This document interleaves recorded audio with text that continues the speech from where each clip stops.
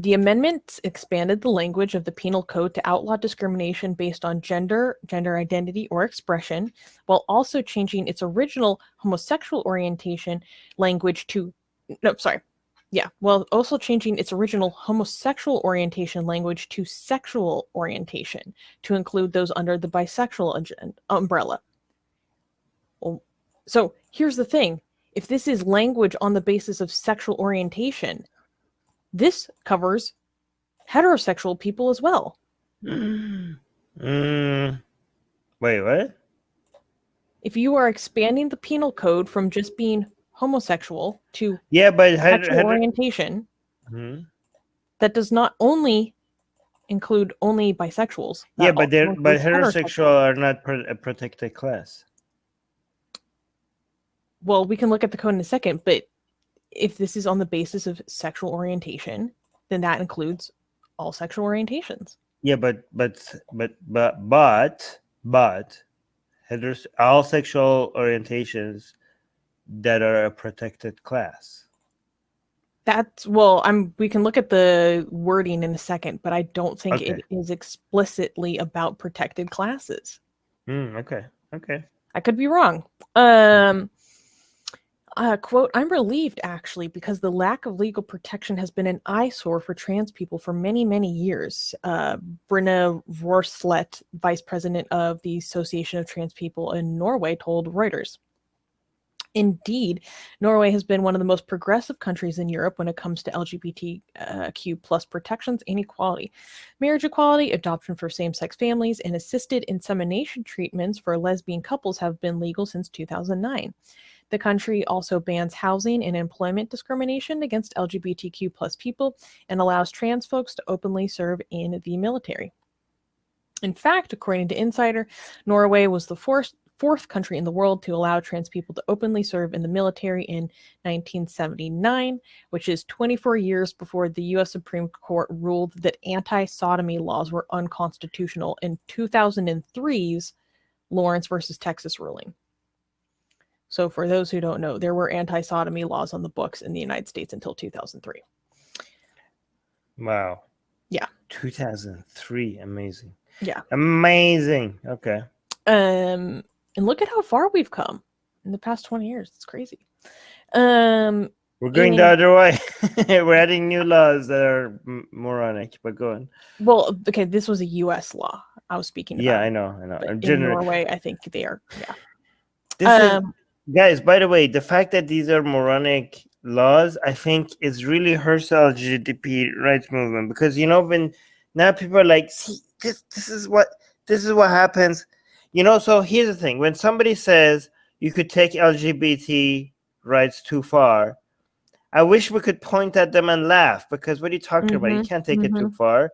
This is like talking about the rights, protecting the rights of people who have been discriminated against. But now, thanks to these laws, it's harder for us to point at them and laugh, right? Yeah. I want to be able to point and laugh at whoever says, don't go too far with your LGBT rights advocacy, because we're like, what are you talking? I want to be able to look at them and laugh at them and be like, what are you talking about? This is just a reaction. This is just an adjustment of years and years of discrimination. And finally, people are talking back, and you guys are saying, oh, this is overcorrection.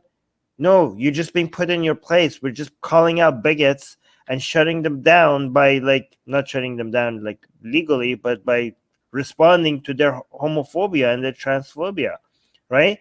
This is what we're doing, and you guys are claiming persecution just because you're being called out.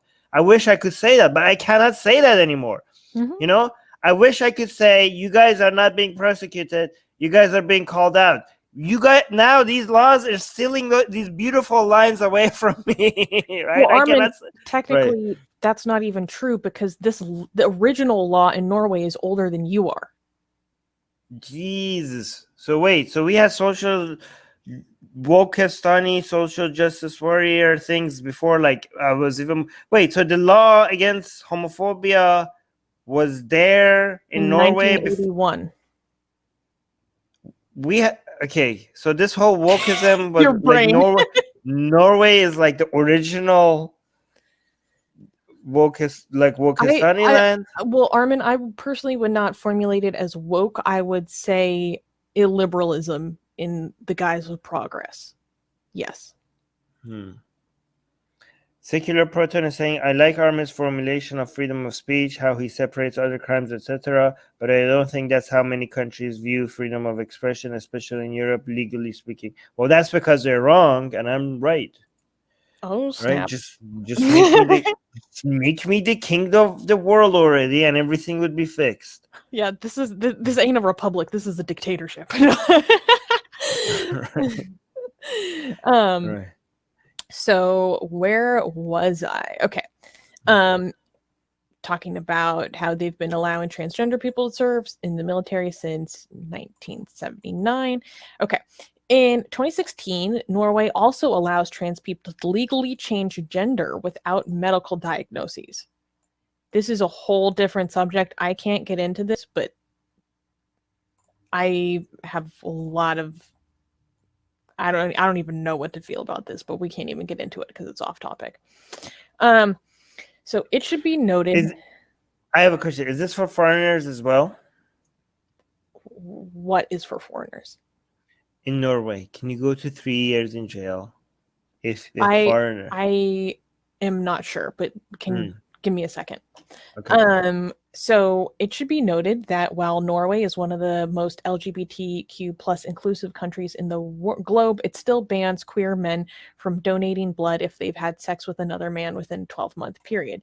This is common in America too, and I think it's the dumbest thing ever, and it's a hangover from the HIV epidemic that is completely unnecessary because all blood is tested for HIV anyways. So this level of discrimination is stupid, and I've been barred from donating blood before because of similar stupid laws. Yeah, I've been barred. Yeah, I tried to donate blood. They didn't want my blood. Like, screw you. Well, why did they not want your blood? I just answered a whole bunch of questions. Okay, yeah. First of all, why when I was trying to donate blood, they asked me if I'm gay. I was like, "You guys are a bunch of homophobes," and this is in Canada. Yeah. All right. So, but I remember why they didn't donate. They didn't accept my blood. It's because I was in the UK. I lived in the UK for 2 years. For certain between the ages 4 and 6. Yeah, and there was an outbreak of like mad cow disease or something then. Wow, how do you know this stuff? Okay, wow, I'm smart. impressed. Yes. Well, no, you're not smart enough to know the difference between smart and knowledgeable, but okay, but I'll accept that. Wait, where did that come from? Because that doesn't take you just knowing stuff doesn't make you smart. There's a difference between knowledgeable and smart.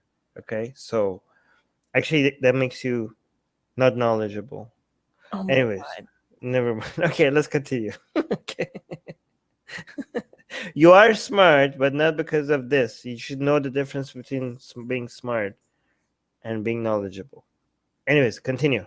I don't know where this okay. Wow. You just can't let me have anything. Right. Yeah, like literally, Fatima. Okay. All right, let's continue. Oh yeah. Oh, AJ knows this as well. I was shocked. I was surprised. They were like, yeah, but I was triggered. I was like, my blood is not good enough for you guys. I'm trying to do a good deed here. I'm trying to be a good citizen. I'm trying to like help people. I was, and like, you don't want my blood. That's not even what we're talking about, though. That's a legitimate concern. I know. I'm just trying to tell that they could easily screen for, because everyone is screened for HIV anyways. It's completely different. Okay, fine. Let's continue. Oh my gosh. Yeah, people are not liking you. Guys, you're just a bunch of simps in the live chat. You guys are just simps for Susanna. All right, okay, continue. Can we continue? Okay. I'll kick you out. Okay, continue.